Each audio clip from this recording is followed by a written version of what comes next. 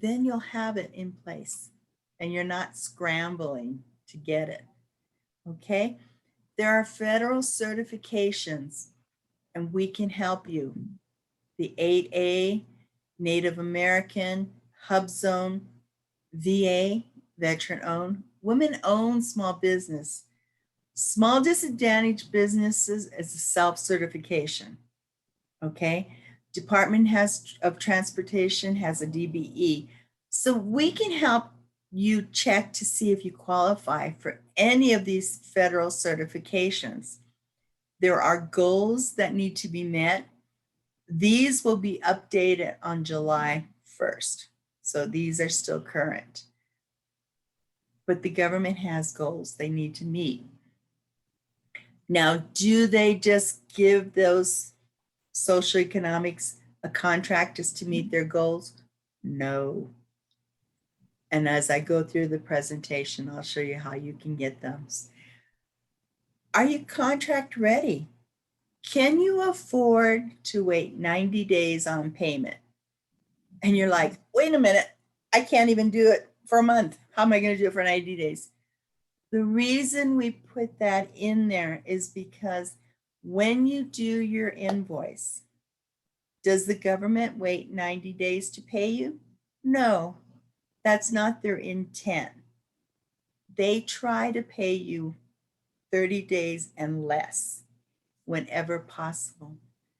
But what happens is we get excited about our invoices and we put them in and we transpose numbers, letters, and every time they kick it back to you and you return it to them, the calendar starts again. That's how it goes and keeps going to the 90 days. Regulations, safety, and I will go into more of this as you see. But I like to keep that in those 90 days. Remember when I said your business plan? That's going to help you get in a loan and help you meet your requirements if you have to wait anything longer. Okay, what happens when you get a contract? Well, you get your foot in the door, you build a reputation, and more contracts are available. So that's why you want to start, but you want to start and you want to be reasonable in what you offer. Okay, here's the top 10 contracting questions. Now keep in mind, each one of these is a subject in itself. So we're going to go through number one. What services, products am I providing? Identify your products and service with the North American Industry Classification System, NAICS codes. The federal government goes by NAICS codes. If you are working with the federal government, you're going to need to be in SAM. And I'm going to get into that a little bit later. But those are codes that you're going to need to understand. Some of the agencies use federal supply codes or products and service codes. For the state, however, they use the National Institute of Government Procurement, the NIGP codes. They're separate codes. So you need to understand that. The NAICS codes are 6 digits. And they're pretty a high level, but that's how you are identified. Some of the agencies go further, federal agencies, with the federal supply code. And these are 4 digits, but they all start with the NAICS code. So you don't just go to this level. And or the product service code, depending on the agencies. And you can see these have an alphanumeric, and they even go down further. Okay, the slides you will receive have links on them that are active. So you can also look them up. NIGP codes, state and local. You can see these codes are different. But what's important about these codes is the first 5. So you want to make sure you understand. And you can see here, the key word was microscope, but these codes go lower. to the instrument, the microscope, the equipment. So that's how the state and local look for their information. Where do you want to go? Do you want to go state and local? Which states are international? If you're just starting, I would hold off on international because that's a whole nother set of rules. Okay? Am I registered in all the appropriate databases? System for award management. I said for a federal government, you need to be in that system. We have the Small Business Administration. We have city, county, state, federal, national labs, and military. All of those have a site of their own. So you need to identify who you're going to be working with. The question is, not does the government purchase what I sell, because 9 times out of 10, and I would say 99.999, they probably do. But what you have to identify is which agency or which location purchase what you sell or services you offer. This is the system for award management. This system here, and it's going to come up again, this is where we register you to get into the SAM to be active. But you can see there's other things in here that are available to use. Okay, the dynamic small business search, that is extremely important. When you register in SAM, and we are here, we being PTAC, are here to help you with this because it does get a little cumbersome. But this is the system the government goes through and searches by NAICS code. They look at this system and they look to see who has completed it. These companies have completed there because they have a capability statement and they probably have keywords.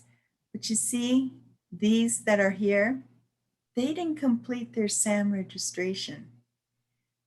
If you don't know what to look for or where to go, you're not going to be able to complete this. And the government, when they're looking, will not even touch these companies. They will go to the ones that have filled them out. Because as far as they're concerned, this is incomplete. And you do not want to be incomplete. It's extremely important that you understand that. And we're here to help you.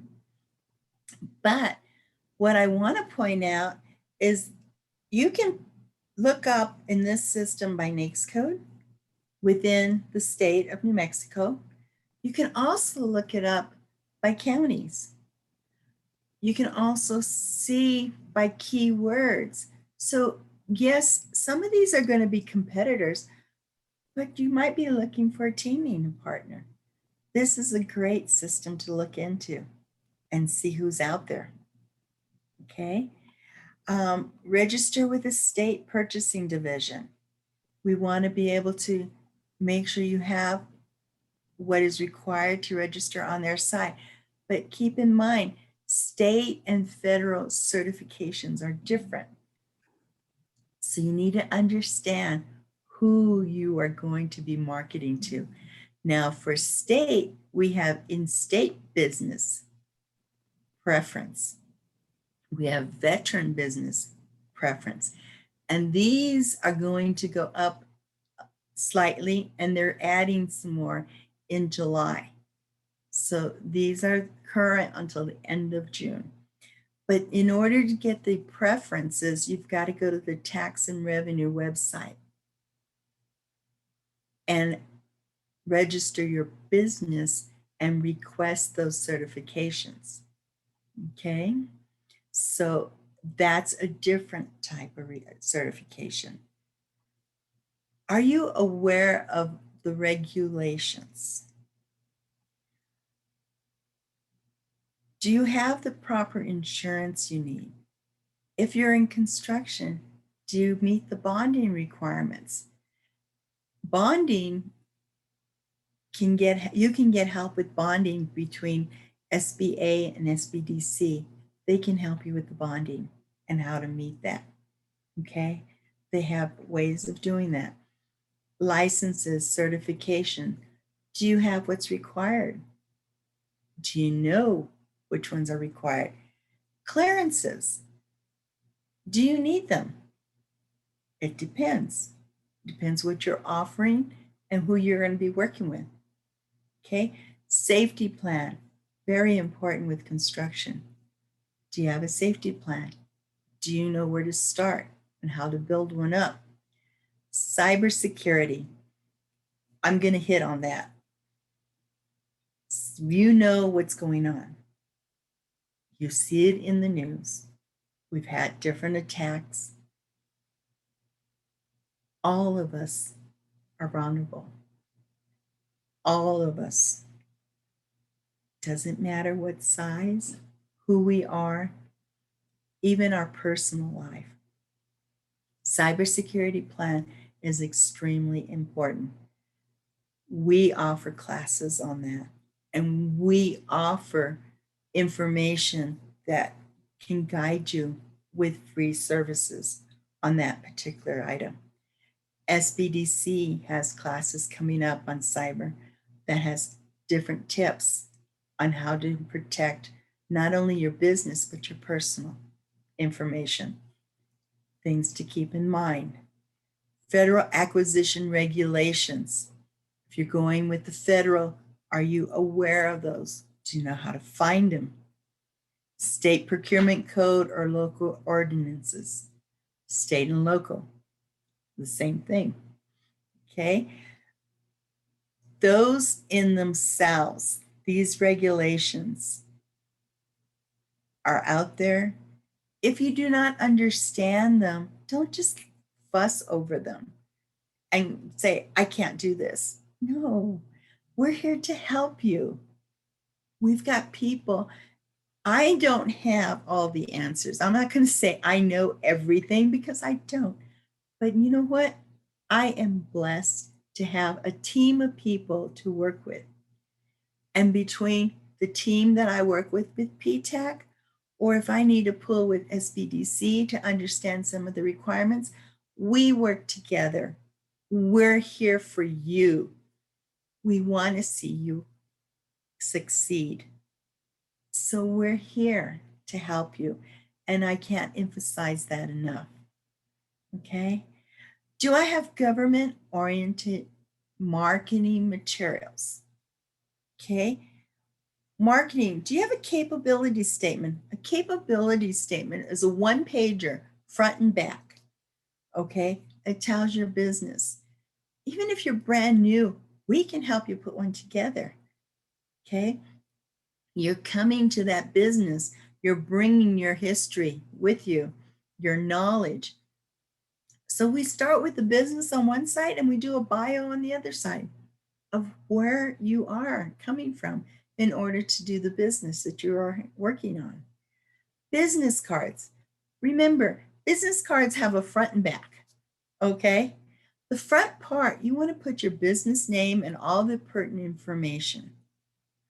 On the back side, I would suggest using keywords.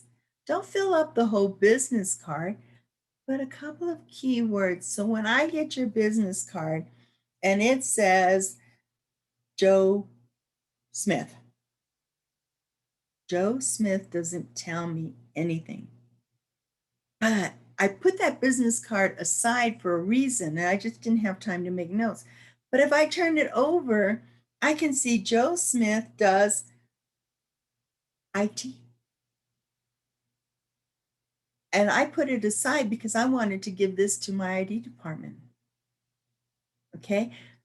That little trigger there of those little keywords can help somebody remember why they had that card and what they wanted to do with them. Okay? Another thing, the reason I say keywords and not NAICS codes and not NIGP, because then you can use your business card no matter who you're dealing with. Keywords are keywords. and they explain your business. Past performance on your capability statement. Do you have any? Or are we out helping you get started? Okay, we can work that. But what you want to do is you want to emphasize your value. What value is your company bringing?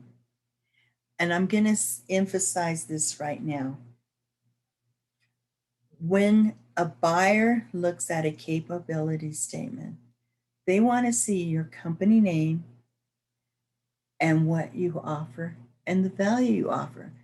They don't want to see your company name and your certification.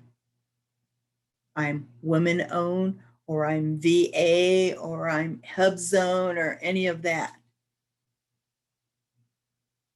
You're going to be able to use those logos on your capability statement or your website. Bring them down to the bottom, because that's not your value. Your value is what your business is bringing to help them solve an issue. If you put those logos huge, okay, and I know I'm picking on that right now, but there's a reason. When the government sees a capability statement and those logos stand out, to them, it's like I'm 8A, so you should give me something. And that's not how it works. I want to know your value. I want to know what you can do. And then, by the way, I am 8A, woman-owned, veteran-owned, HubZone, or whatever.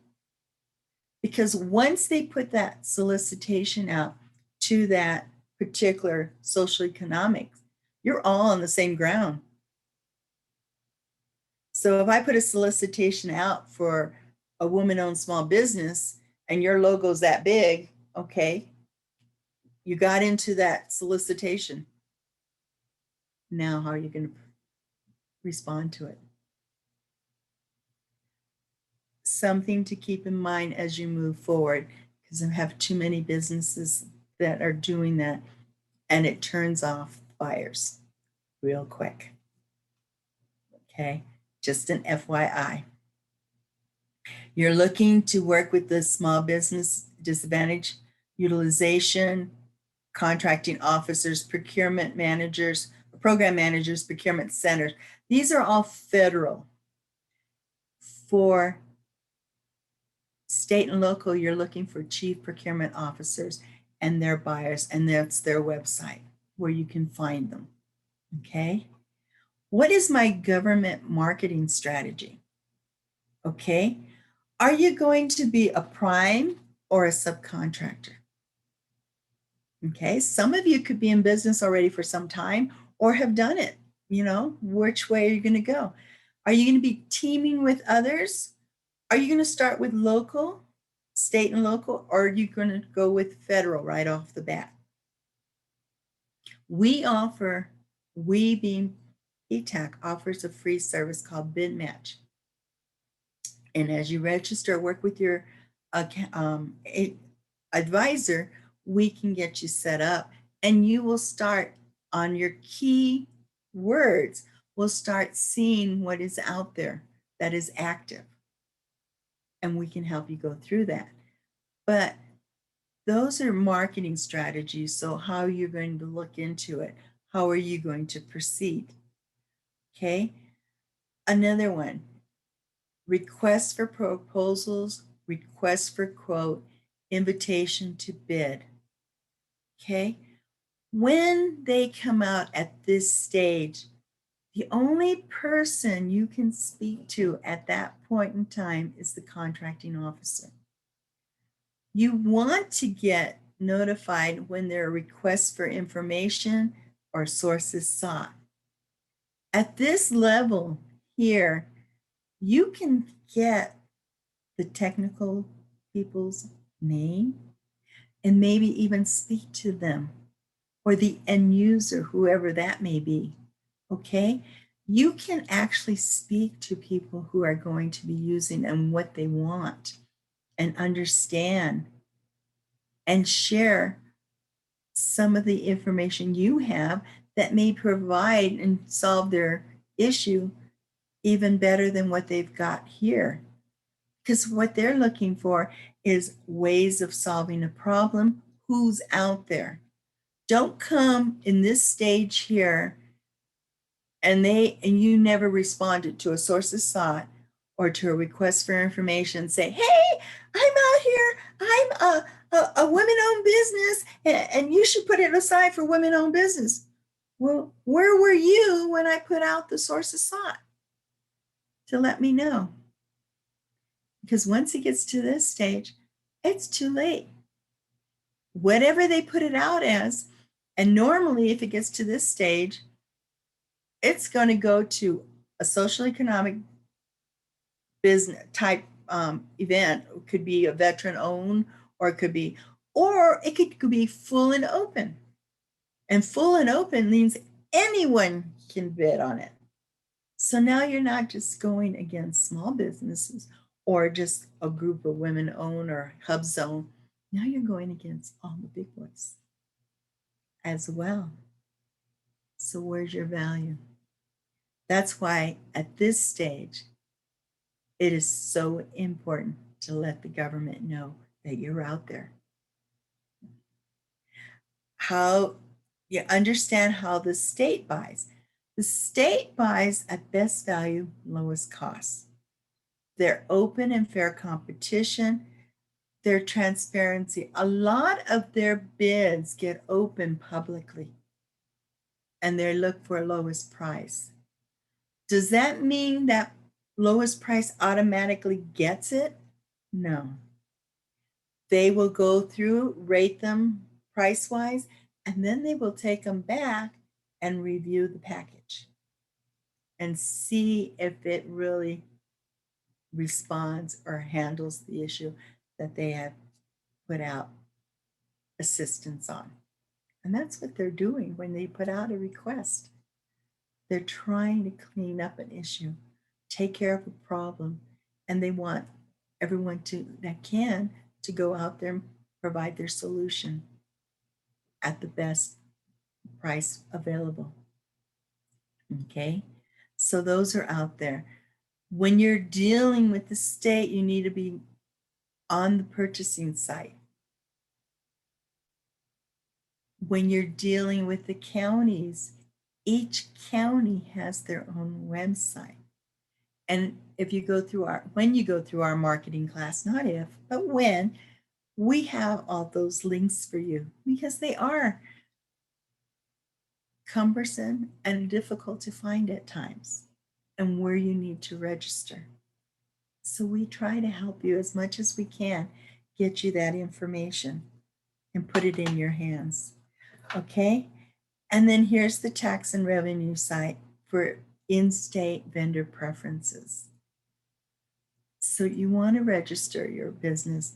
You want to get that certification so that you have in-state and you're not constantly seeing all our money going out of state. But we've got to go and get those registrations, those certifications, let people know that we are here and we have those resources here in state that meet the requirements that they are asking for. What pricing will I use? Okay, that's always a good one. You're going to use commercial versus federal. And there's a difference here because federal, and as you see as I go on, has certain regulations. You're considering a GSA schedule, General Service Administration schedule. Those have different pricing requirements. Procurement tools to consider as you go on, okay? Those are all things you want to consider. Now for federal acquisitions, the regulations FAR subpart 31, okay? That's the guiding part. that tells you how you can price your items. If you are COTS, commercial off the shelf, then you would use Part 12. This is specific to commercial contracts. Okay. This part tells you how to price your contracts, subcontracts, and if there's a modification, what you need to do, what's negotiable by contract clauses. Hey, Elythia. Yes, ma'am. I'm so sorry. I missed there's a Q&A and I wasn't sure if you had got to it as of yet. It says, so you can secure a contract with someone during an RFI or SSN and it not even go to RFP, RFQ, or ITB? No, you're not securing a contract. Those are not contracts. Those are requests for information or sources sought. They're looking to see who's out there and what the industry has to offer as a solution to their requirements. So at that time, you're talking to the people that are actually going to be using your services and not just the contracting officer. Does that help? If it doesn't, Yeah. let me know. Yeah, that was, yes, Okay, that does help. Thank you. great.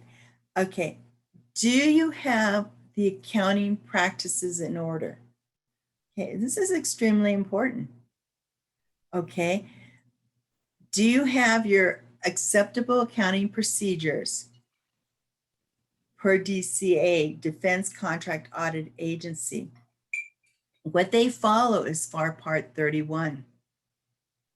Do you know how to use the wide area workflow for DoD invoicing? Those are things that we can train you on. And when I say accounting system, your accounting system, can you segregate direct costs from indirect costs? Can you segregate different contracts you're working on? Does it allow for an accurate timekeeping? And can you segregate unallowable costs from allowable costs? Now that one always seems like, okay, they just don't let me have it, so I can't put it in.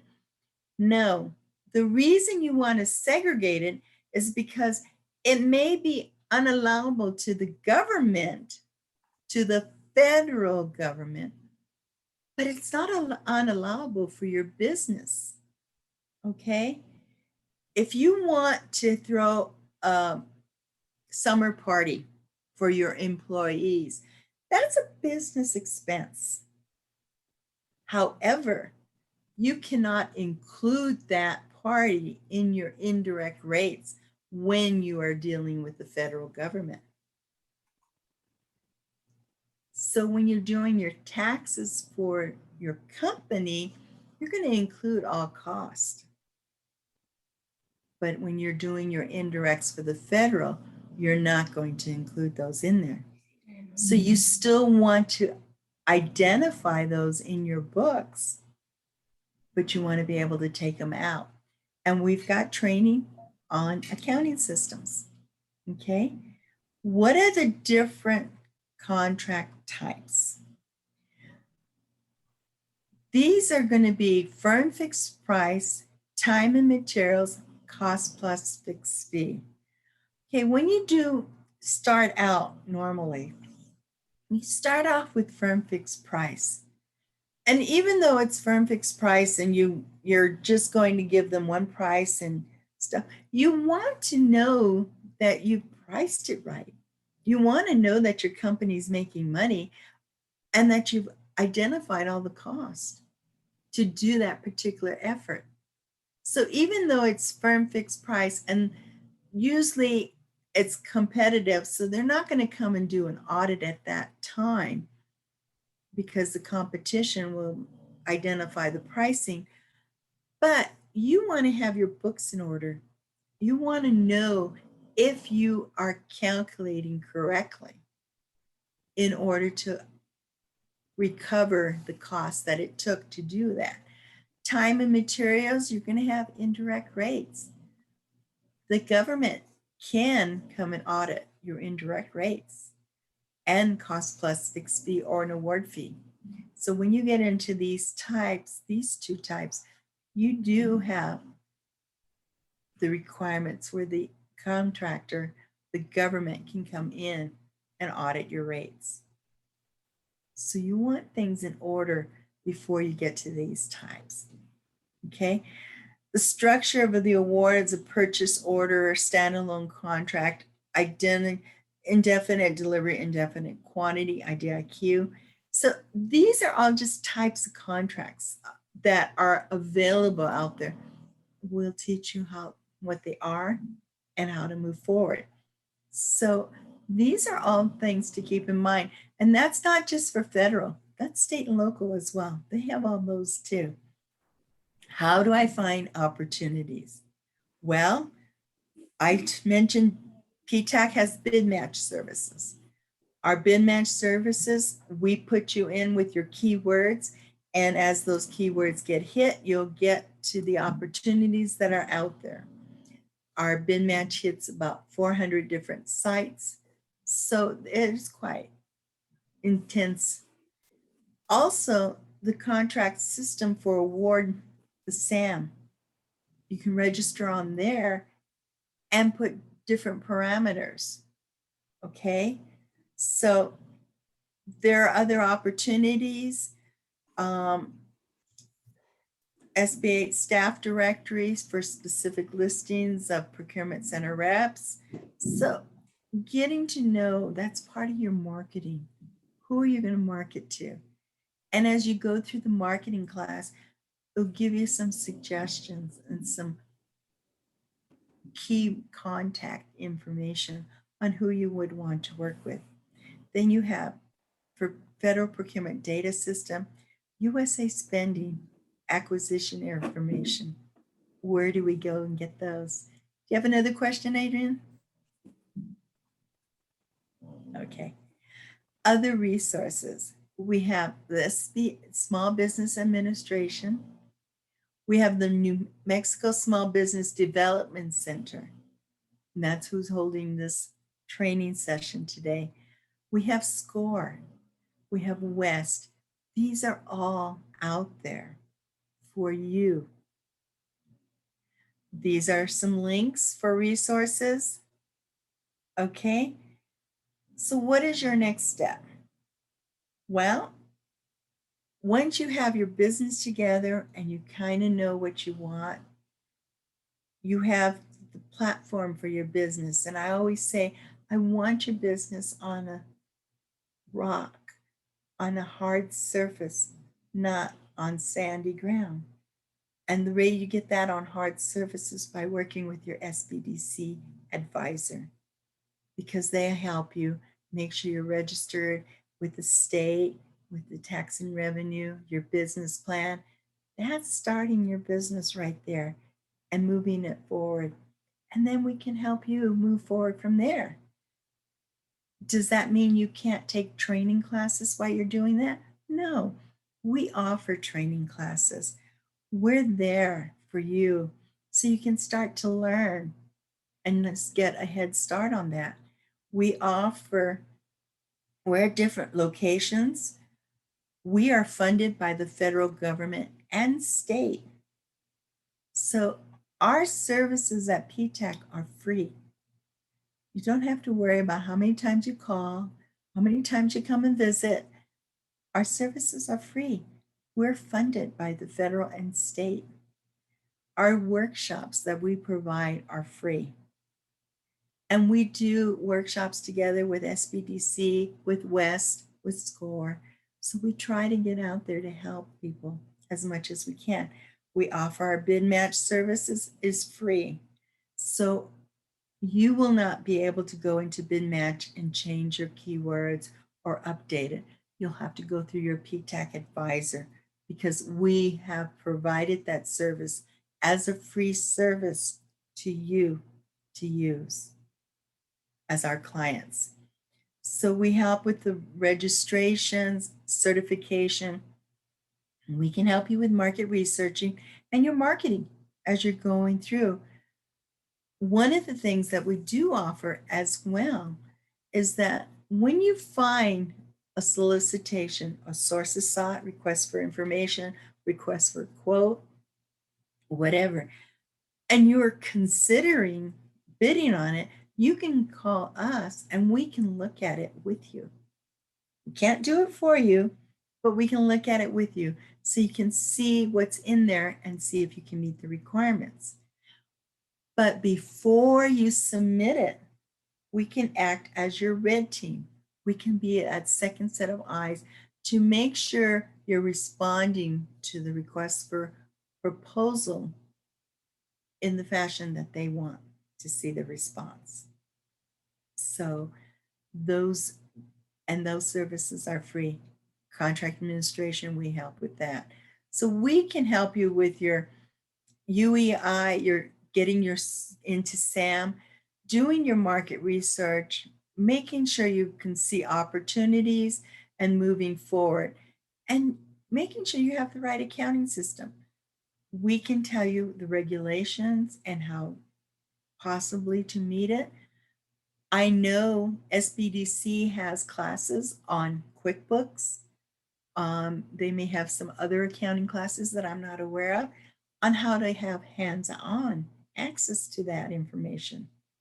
So whether all their classes are free or not, it depends. But I know they do offer some. And if they're not, they're definitely at a lower price than you can buy them at someplace else. So we can help you there. These are just some PTAC statistics of how many clients we've had, contracts, and have our clients have won as a prime or sub over that time period. Okay. We are located in Santa Fe. Yes, ma'am. I'm so sorry. It's Adrian. I have a quick question. Mhm. Hello, I've been trying to get SAM registered and I'm in limbo waiting on an appeal. How long does that typically take? Unfortunately, right now with SAM, because they are in a new system, it's been taking longer than normal. Now, it's going to depend where you are in the process. Did you have to do an incident report or are you just renewing? And we can talk about that. So it's going to depend on where you're at. If you've had to do an incident report, it's been taking longer than if you were able to go in the system and just renew the stuff. Most of the ones that have gone in the system, it's taken a couple of weeks, but those that are having to do an incident report, we've seen them up to 7 weeks. I know that's not the answer you want to hear, but that's about how long they're taking right now. Okay. Okay, thanks. We have offices in Santa Fe, Albuquerque, Clovis, and Las Cruces, and we cover all of New Mexico. Okay. These are the advisors. This is our program manager, Teresa Rivera. Our administrative assistant is Tracy Edwards. If you cannot find any of us, just call her, email her. We have 3 in Albuquerque.